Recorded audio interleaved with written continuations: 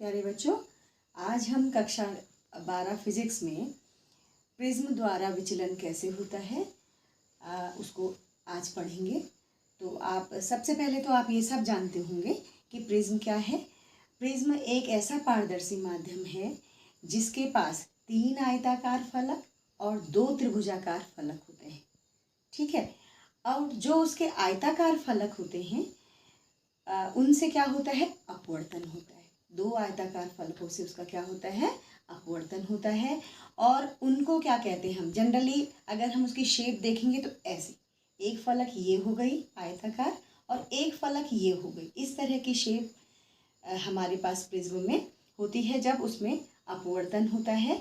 तो इस वाले पृष्ठ से, इस वाले फलक से आपतित किरण आई और इस वाले फलक से निर्गत किरण बाहर निकलेगी। ठीक है। तो इसको हम चित्र के माध्यम से देखते हैं। हमारे पास ये एक प्रिज्म है, ये इसकी 2 अपवर्तक फलक हैं, एक फलक ए बी ये वाला और एक ये वाला। ठीक है।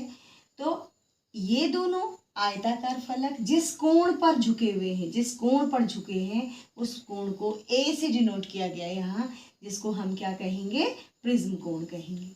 ये क्या है, प्रिज्म कोण या अपवर्तक कोण भी इसको कहते हैं। ठीक है। अब देखिए इसमें अपवर्तन कैसे होगा। हमारे पास जो टॉपिक है वो है प्रिज्म द्वारा विचलन। अब इस विचलन शब्द को यहाँ से समझेंगे हम कि विचलन क्या चीज हुई। देखिए ये क्या है आपके पास, ये एक आपतित किरण है पी क्यू। पी क्यू क्या है, एक आपतित किरण है जिसको हमने इस रे से दिखा रखा है। और पी क्यू आपतन के बाद यहाँ पर आपके पास जो माध्यम था वो बाहर क्या है, एयर, वायु है। और इसके बाद ये दूसरे माध्यम में प्रवेश कर रही है, ये प्रकाश की किरण दूसरे माध्यम में प्रवेश कर रही है। अब चूंकि देखो एयर और ग्लास में, ये ग्लास है, ठीक है, ये प्रिज्म क्या है, सामान्यतः कांच का बना हुआ होता है। पी क्यू जो रे है वो क्यू बिंदु पर आपतित हुई। आपतन के बाद अब इसका माध्यम बदल रहा है। ये पहले वाला माध्यम जहाँ से प्रकाश की किरण आई वो एयर है और जो दूसरा माध्यम जहाँ वो प्रवेश कर रही है वो ग्लास है। ठीक है। अब देखिए पी क्यू पर क्यू बिंदु पर आपतित हुई पी क्यू रे। ठीक है। अब यहाँ से क्या है, एयर से ग्लास में जाना है उसने। तो ये कैसा है, ग्लास के रिस्पेक्ट में एयर कैसा माध्यम है, रेयरर है। और ग्लास कैसा है, डेंसर है। ठीक है। ये सघन माध्यम है और ये कैसा माध्यम है इसकी रिस्पेक्ट में, विरल माध्यम।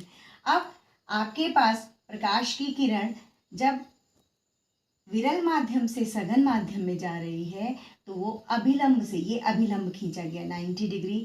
इस अपवर्तक तल पे जो 90 डिग्री पर हमने एक रेखा खींची है वो नॉर्मल है, एम ओ जिसको हम कह रहे हैं, ये नॉर्मल है। ठीक है। अब यहाँ पर देखिए कि ये क्या है, विरल से सघन में जा रही है तो प्रकाश की किरण इससे, देखो इसने ऐसे जाना था लेकिन ये क्या है, अभिलंब की तरफ झुक गई है, अंदर को चली गई है, कोण छोटा हो गया है। इसका मतलब I1 क्या है, I1 से छोटा हो गया है R1। ठीक। अब यहाँ पर एक बार अपवर्तन यहाँ पर हुआ, क्यू बिंदु से जब कहाँ गया, एयर से ग्लास में गया। उसके बाद ये अभिलंब की ओर झुकने के बाद पुनः दूसरे बिंदु पर, ये बिंदु यहाँ पर क्या है, आर है, ये बिंदु क्या है, आर है। आर बिंदु पर ये फिर पहुंची। ठीक है। अब यहाँ से क्या है, डेंसर से इसने फिर किस में जाना है, एयर में जाना है, रेयर मीडियम में जाना है। तो ये इसका अभिलंब है। इस बिंदु पर क्या खींच लिया, पुनः एक अभिलंब खींच दिया NO। तो यहाँ से क्या हो गई, ये अभिलंब से दूर हट गई है, यानी जो आपके पास R2 एंगल जो था उससे बड़ा हो गया है आपका ये एंगल, और ये क्या है, I2 बोल दिया हमने इसको। ठीक है।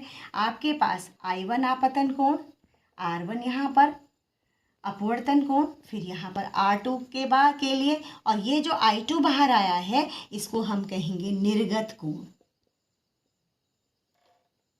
निर्गत कोण। और ये वाली जो किरण है इसको हम कह रहे हैं आपतित किरण, इसको क्या कह रहे हैं, इंसिडेंट रे। ठीक है। पी क्यू क्या है, पी क्यू आपके पास क्या है, आपतित किरण है, इंसिडेंट रे है। ठीक है, आपतित किरण, और जो बाहर निकली है RS क्या है, ये निर्गत किरण है, निर्गत किरण। ठीक है, तो आपके पास यहाँ पर I1, यहाँ पर आपतन कोण हो गया, इस वाले अपवर्तक पृष्ठ पे I1 आपतन कोण, और जो I2 है वो क्या हो गया, निर्गत कोण, इमर्जेंट रे एंगल, ये निर्गत कोण। ठीक हो गया। तो इस तरह से आपके पास ये एक प्रकाश की किरण 2 बार अपवर्तन की क्रिया से, जब ये बाहर निकली है फिर एयर में, तो 2 बार अपवर्तन की क्रिया से गुजरी है। ठीक है, अब यहाँ पर देखिए बेटा कि आपके पास इसकी जो दिशा है, PQ की जो दिशा है वो क्या है, बदल गई है। देखो ऐसे इधर रह के ये कहाँ चली गई है, यहाँ चली गई। तो यहाँ क्या है, दिशा में परिवर्तन हुआ है, अपवर्तन के पश्चात दिशा में परिवर्तन। ठीक है, और ये क्यों हुआ, क्योंकि यहाँ पर क्या है, 2 बार अपवर्तन हुआ है इसका। ठीक है, 2 बार क्या हुआ, अपवर्तन। तो प्रकाश आपतित किरण का की जो दिशा है वो बदल गई है, उसी को हम विचलन कहते हैं, उसी को क्या कहते हैं, डेविएशन कहते हैं। तो प्रिज्म क्या कर रहा है, आपतित किरण को विचलित कर दे रहा है यहाँ पर। ठीक है, अब हमको ये देखिए इस विचलन को किसी एंगल से कितना वो विचलित हुई है आपतित किरण। देखिए अगर हम आपतित किरण को आगे बढ़ाते तो उसका मार्ग ये होता, ऐसे जाना था इसने। ठीक है, और जो निर्गत किरण है, जो हमारे पास लास्ट में बाहर निकल के आई है, RS जो आपके पास किरण है, निर्गत किरण, वो देखिए इसको पीछे बढ़ाइए, उसको पीछे बढ़ाइए, तो देखिए इन दोनों के बीच कितना झुकाव है, डेल। इन दोनों के बीच कितना झुकाव है, डेल। डेल क्या है, यही विचलन कोण है, इतना विचलित हुई है इसने, ये यहाँ ना जाके यहाँ चली गई, तो कितना गई हो, इतने एंगल से गई। ठीक है, तो डेल क्या हो गया आपके पास, डेल आपके पास विचलन कोण हो गया। और विचलन कोण किस किस के बीच बना, विचलन कोण किस किस के बीच बना, आपतित किरण और निर्गत किरण के बीच। किस किस के बीच बना, आपतित किरण और निर्गत किरण के बीच। ठीक है, तो ये हमारे पास डेल है। अब हमने ये निकालना है कि ये डेल कितना होता है, इसका मान किस किस चीज पर निर्भर कर रहा है, आपतन कोण पर निर्भर कर रहा है, अपवर्तन कोण पर निर्भर कर रहा है, या निर्गत कोण पर निर्भर कर रहा है, या इस प्रिज्म कोण पर निर्भर कर रहा है, ये हम चेक करेंगे। अब हम इसको आगे देखते हैं। देखिए सबसे पहले इस वाले त्रिभुज में देखिए O'QR त्रिभुज, ये छोटा वाला जो एक ट्रायंगल है, इसको मैं दूसरे उससे बना देती हूँ। ये वाला जो आपके पास त्रिभुज है छोटा, इसको चेक कीजिए। इस त्रिभुज में देखिए ये वाला कोण R1 है, और ये वाला कोण कितना है, नीचे वाले त्रिभुज में R2 है। तो ये वाला त्रिभुज कोण कितना होगा, देखो ये शीर्षाभिमुख कोण होते, 2 लाइन जहाँ पर क्रॉस करती हैं वहाँ पर कैसे कोण बनते हैं, वर्टिकली अपोजिट एंगल, और वो हमेशा इक्वल होते हैं, शीर्षाभिमुख कोण। इसका मतलब ये लाइन और ये लाइन दोनों प्रतिच्छेद कर रही हैं यहाँ पर, PQ आपके पास और MO जो है यहाँ पर Q बिंदु पर प्रतिच्छेद कर रही हैं। तो I1, और इस पूरे एंगल ने I1 होना था यहाँ से लेके यहाँ तक, लेकिन ये R1 है, तो ये कितना बच गया, इस त्रिभुज का ये वाला कोण O'QR त्रिभुज। पहले इस त्रिभुज में देखो, त्रिभुज इसका नाम लिख दीजिए O'QR में देखो। ठीक है, देखिए आप भी एक बड़ा सा फिगर बनाइए पहले, और उस फिगर में आप खुले खुले इनको इन वैल्यूज को रखिए यहाँ पर। ठीक है, O'QR में एंगल, कौन सा एंगल, इस अंदर वाले एंगल की बात कर रही हूँ मैं। देखो इस पूरे ने I1 होना था यहाँ से लेके यहाँ तक, लेकिन R1 ये है, तो ये वाला एंगल कितना बच गया, I1 माइनस R1। ठीक है, एंगल इसका नाम हो गया O'QR इज इक्वल टू है I1 माइनस R1। ठीक है, ऐसे ही इस वाले कोण को देखिए O'RQ, एंगल O'RQ, इस वाले ने कितना होना था, आपके पास होना था I2, पूरे ने देखो यहाँ से लेके यहाँ तक कितना होना था, इसने I2 होना था, लेकिन R2 ये R2 है, तो ये कितना बच गया, I2 माइनस R2। ठीक है, आपके पास ये हो गया I2 माइनस R2।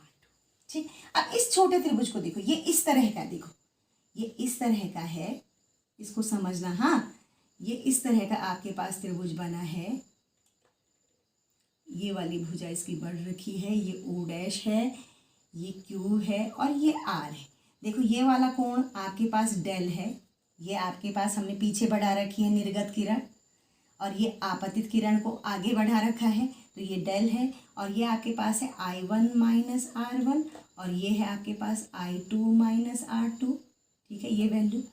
ठीक, तो आपके पास देखो, और ये डेल जो है O डैश R, ये वाला जो अगर बाहर की तरफ है तो ये कैसा कोण है, ये इन दो रेखाओं के बीच जो कोण बन रहा है ये विचलन कोण है।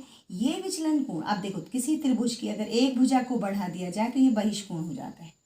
ठीक है, और बहिष्कोण का मान क्या होता है, अपोजिट जो अंदर एंगल हैं उन अपोजिट एंगल्स के सम के इक्वल होता है। त्रिभुज के अपोजिट साइड जो इसके अपोजिट जो है उन एंगल के अंतराभिमुख कोणों के योग के बराबर होता है। ठीक है, तो आपके पास यहाँ से डेल क्या हो गया, आपके पास होगा इट, यहाँ पर लिखिए डेल विचलन कोण क्या है, बहिष्कोण है। विचलन कोण क्या है, बहिष्कोण है। किसमें, त्रिभुज O डैश Q R में। ठीक है, O डैश Q R में ये बहिष्कोण है, तो इसका मान क्या होगा, इन दोनों कोणों के योग के बराबर है, अंतः कोणों का योग ही हो जाएगा। तो आपके पास क्या हो जाएगा, it implies I1 minus R1 पहला कोण धन जो अंतः कोण है उसके I2 minus R2 is equal to क्या हो जाएगा, डेल। इसको जरा सा ठीक ठाक कर दो, इसको I1 और I2 को एक साथ लिख दीजिए, माइनस कॉमन ले लीजिए, R1 minus R1 plus R2 is equal to क्या हो गया, डेल। ये डेल विचलन कोण, इसको समीकरण 1 बोल दो। इसका मतलब डेल का मान किसके बराबर है, आपतन कोण और निर्गत कोण का योग, और उसमें से हमारे क्या है, अपवर्तन कोण, ये क्या होंगे, घट गए। ठीक है, इसके बराबर, ये समीकरण 1 इसको बोल दीजिए। ये आपके पास इक्वेशन 1 हो गई।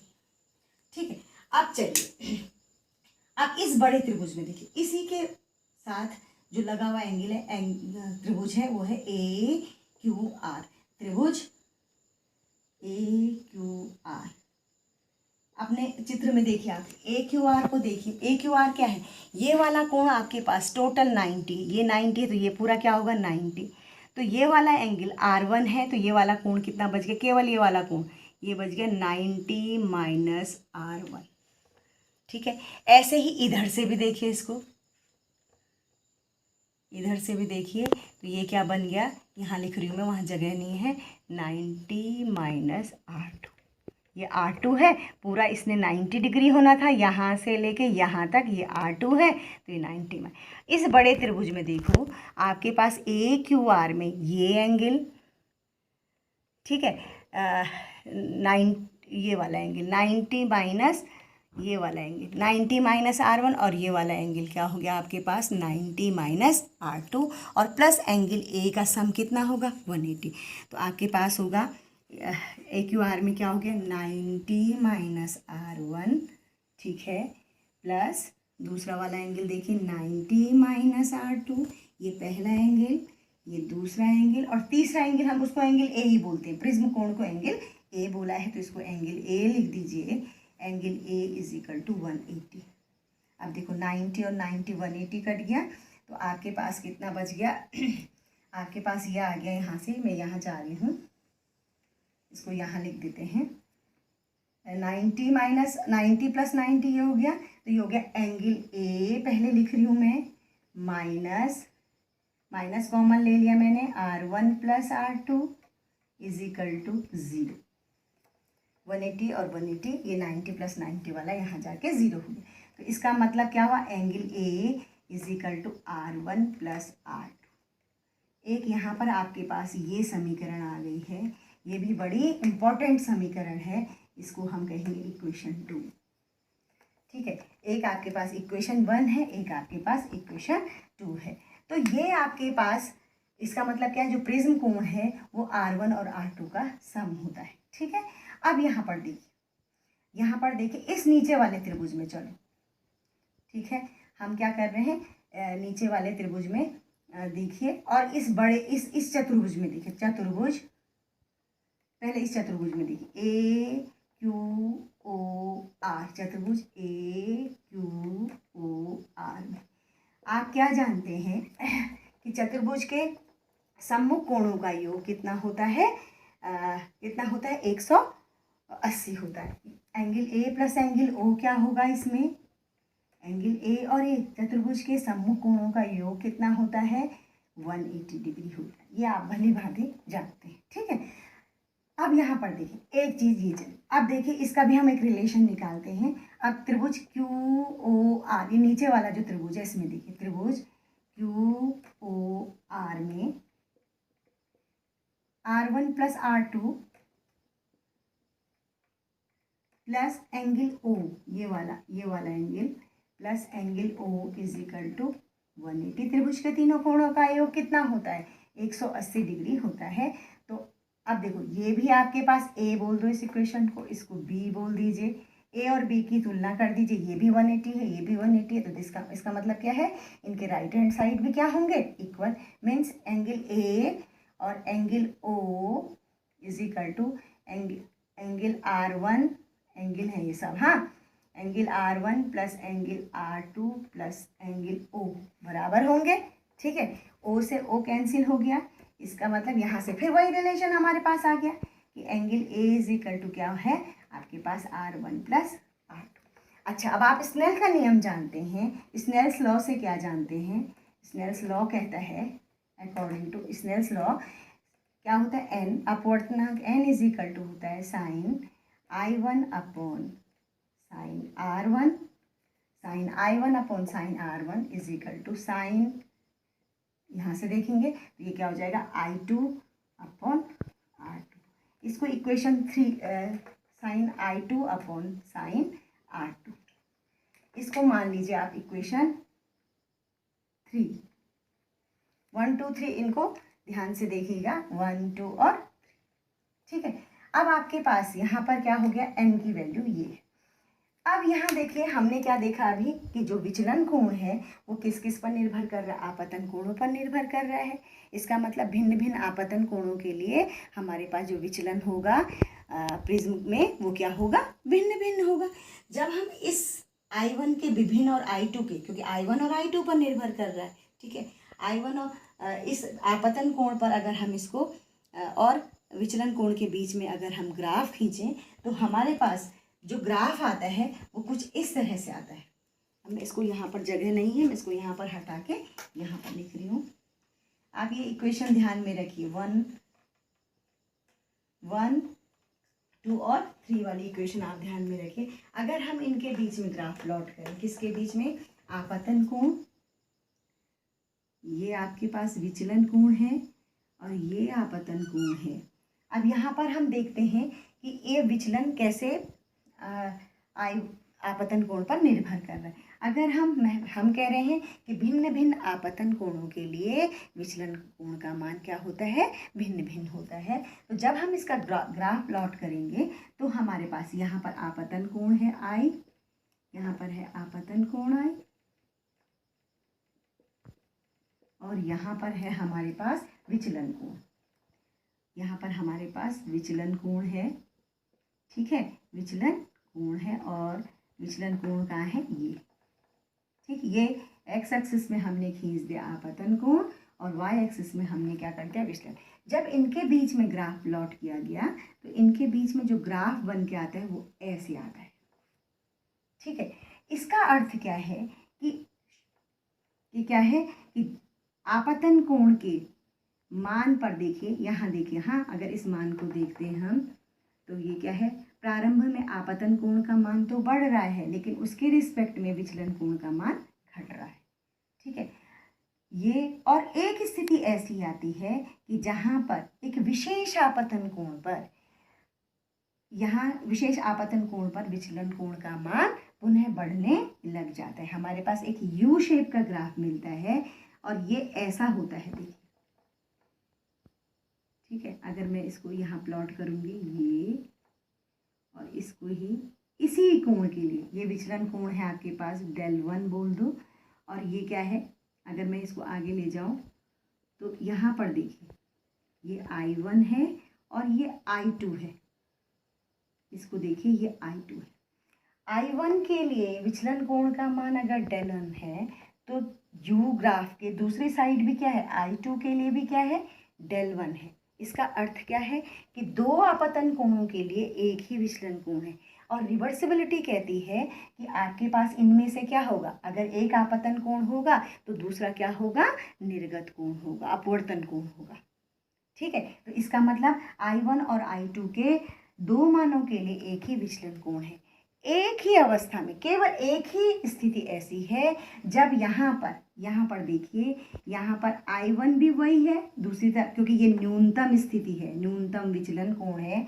यहाँ पर I1 और I2 के मान बराबर है, यानी I1 और I2 के मान बराबर होने का अर्थ है कि ये कोइंसिडेंट है, यानी एक दूसरे के संपाती है। एक ही बिंदु है, वो एक ही बिंदु है जहाँ पर I1 और I2 बराबर है। तो ये वाला कोण कहलाता है डेल m, अल्पतम विचलन कोण। ये वाला क्या कहलाता है, डेल m, और इसको कहते हैं हम अल्पतम विचलन कोण। ठीक है बेटा, और अल्पतम विचलन कोण का मतलब इसको एक और स्थिति से समझा जाता है। इस स्थिति में I1 और I2 के मान आपके क्या है, बराबर है। और लेट इसको हम मान लेते हैं कि ये क्या है, I है। इसको हमने मान लिया कि ये क्या है, I है। ठीक है, तो आपके पास अल्पतम विचलन की जो शर्त हुई, अल्पतम विचलन कोण जहाँ पर बन रहा है वो न्यूनतम विचलन की अवस्था है। ठीक है, इस अवस्था में इसकी जो शर्त है, पहली शर्त तो यही है कि आपतन कोण और निर्गत कोण, आपतन कोण और निर्गत कोण, आपतन कोण और निर्गत कोण क्या होते हैं, बराबर होते हैं। ये पहली शर्त है।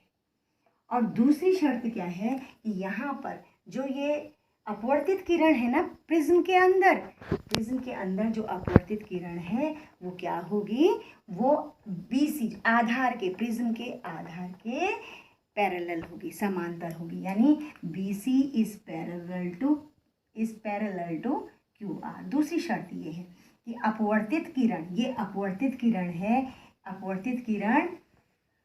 अपवर्तित किरण और आधार क्या होंगे, किसका आधार, किसका, प्रिज्म का जो आधार है वो दोनों ही क्या होंगे, पैरेलल होंगे। यानी न्यूनतम विचलन की स्थिति में हमारे पास दो शर्तें आ गई, एक तो I1 और I2 कोइंसिडेंट है, मीन्स बराबर है, और दूसरी कि हमारे पास जो ये प्रिज्म के अंदर अपवर्तित किरण है ये आधार के समांतर हो जाती है। इस स्थिति में हमारे पास क्या है, ये विशेष आपतन कोण है जिसको हमने क्या मान ले लिया है, I मान लिया है। ठीक हो गया, तो हमारे पास ये दो शर्तें आ गई। अब हम यहाँ से n निकालते हैं कि अपवर्तन जो हमारे पास I1 और I2 है और जो ये हमारे पास जो समीकरण है इनके आधार पर हम n निकालते हैं। हम क्या जानते हैं, स्नेल का नियम कहता है कि आपके पास I की ज्या और R की ज्या का अनुपात एक नियतांक होता है जिसे अपवर्तनांक कहा जाता है। n इज इक्वल टू, यहाँ पर मैंने जो इक्वेशन थर्ड जो बोली है, ठीक है, तो यहाँ इक्वेशन थर्ड में देखो, यहाँ से क्या हो जाएगी आपके पास, मैं इसको हटा दे रही हूँ बेटे, यहाँ पे जगह नहीं है, और इसको भी हटा देती हूँ। इक्वेशन 1 को रहने देते हैं क्योंकि ये भी आपके काम में आएंगी। ठीक है, आपके पास यहाँ देखो इक्वेशन 3 बिकम्स, क्योंकि I1 is equal to I2 है, तो इक्वेशन 3 बिकम्स, सिंस न्यूनतम विचरण की स्थिति में निकाल रहे हैं हम, हाँ, since I1 is equal to I2 is equal to, हमने क्या मान लिया, I मान लिया, तो इट इम्प्लाइज ये क्या हो गया, R1 is equal to R2 होगा या नहीं, I1 और I2 ये I हो गए, तो R1 इज इक्वल टू क्या हो जाएगा, R2, और इसको मान लेते हैं R, लेट इसको हमने मान लिया है। ठीक है, सपोज ये क्या हो गया, R1 और R2 को हमने क्या मान लिया, R मान लिया है। ठीक है, अब देखिए हमारे पास जो यहाँ पर इसकी जगह हम इक्वेशन 2, देखो ये वाली चीज़ हम यहाँ पर रखते हैं, इक्वेशन 2, यहाँ से देखिए इक्वेशन 2 बिकम्स, हम इक्वेशन 2 में क्या कर रहे हैं, R1 और R2 की जगह R रख रहे हैं। ठीक है, तो हमारे पास क्या हो गया, angle A is equal to R plus R, हुआ या नहीं, ठीक है, तो हमारे पास क्या हो गया, इसको मैं इधर लिख रही हूँ, हाँ, 2r is equal to angle A और r is equal to angle A/2।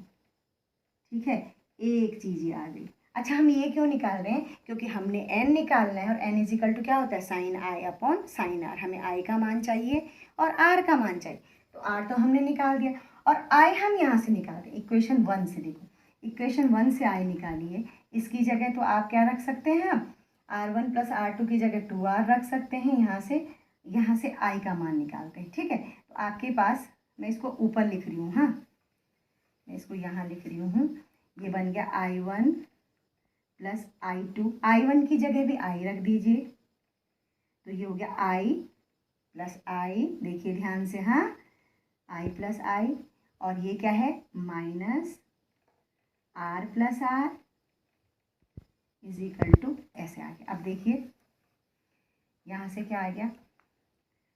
2i minus 2r is equal to del m। अब देखो 2r की जगह देखो एंगल A/2, तो ये हो गया, इट इम्प्लाइज, ये रखो मान 2i या इज इक्वल टू, इसको इधर ले गई मैं, डेल m प्लस 2r। ठीक है, और यहाँ से इसको ठीक ठाक करो जरा, r की वैल्यू रखो, del m plus 2 into A/2 is equal to 2i। 2 से 2 कैंसिल हो गया, तो आपके पास यहाँ से हो गया i का मान, क्योंकि r का हमारे पास है, i चाहिए हमारे पास, तो i इज इक्वल टू क्या हो जाएगा?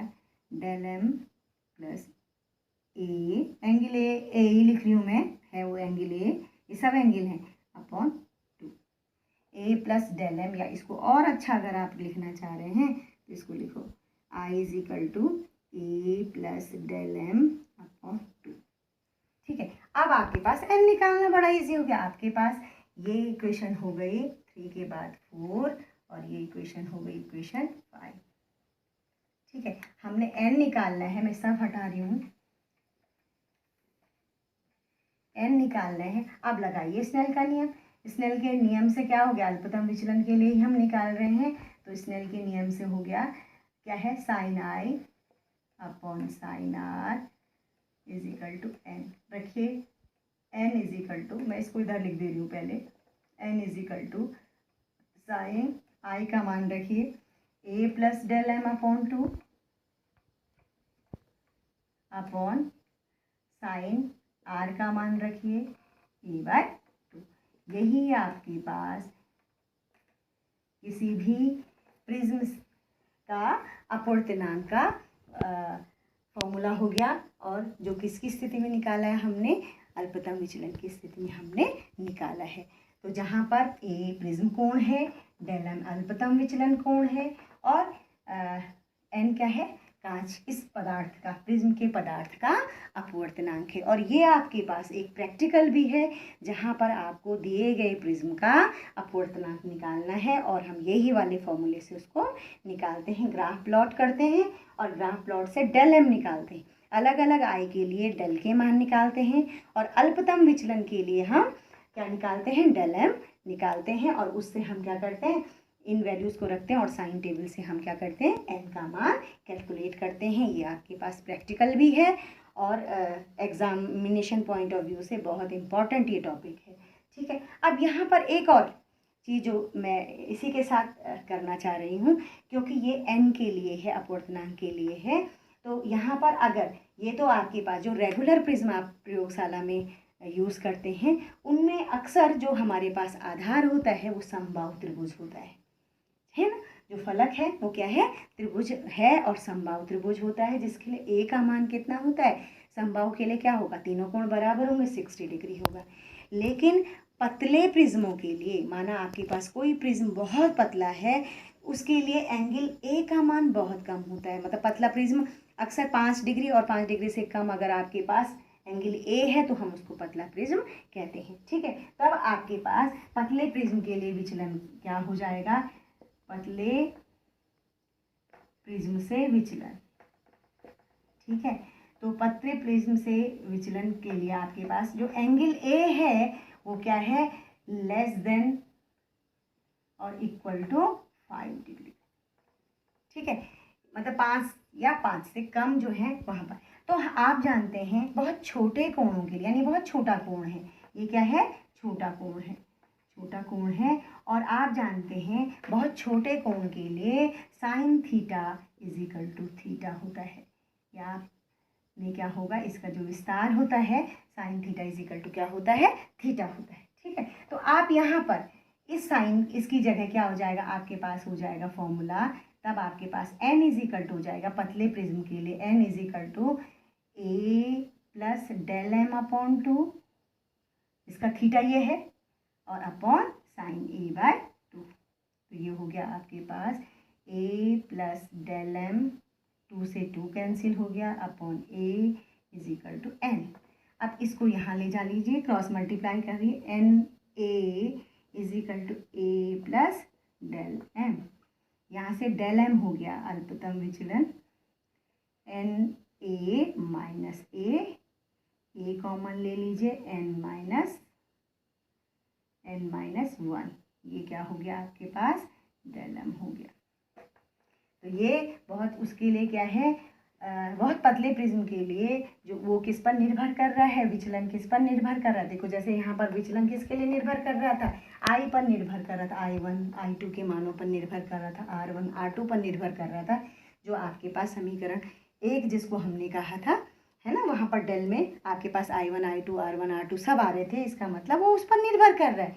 यहाँ पर देखो डेल किस पर निर्भर कर रहा है, किस पर निर्भर कर रहा है, प्रिज्म कोण पर पूरी तरह निर्भर कर रहा है, और प्रिज्म के पदार्थ के अपवर्तनांक पर निर्भर कर रहा है। तो ये बहुत इंपॉर्टेंट रिलेशन है, अक्सर परीक्षा में इससे रिलेटेड या इस n के लिए आपके पास फॉर्मूला ये दिया होगा, डेल एम दिया होगा, n निकालना होगा, या कहीं कहीं पर a दिया होगा, n दिया होगा, आपने डेल एम निकालना है। तो इस तरह से हम पूरी वैल्यूज़ को कैलकुलेट करते हैं। फॉर्मूला ध्यान रखिए, पतले प्रिज्म के लिए आप फॉर्मूला ध्यान रखिए, और न्यूनतम विचलन की शर्तों को ध्यान रखिए, उससे आपके पास डेरिवेशन निकालना आसान हो जाएगा। तो आप अच्छे से इसको समझ गए होंगे। ठीक है, इसके न्यूमेरिकल कीजिए। Thanks a lot.